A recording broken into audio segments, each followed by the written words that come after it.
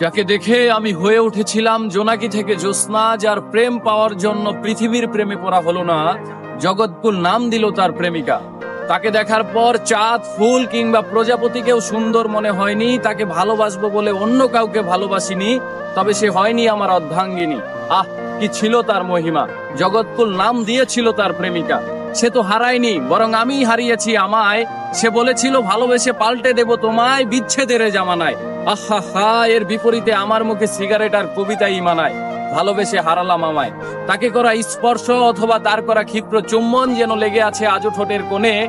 শুধু নেই নেই সেই অনামিকা, যার নাম দিয়েছিল জগৎকুল প্রেমিকা।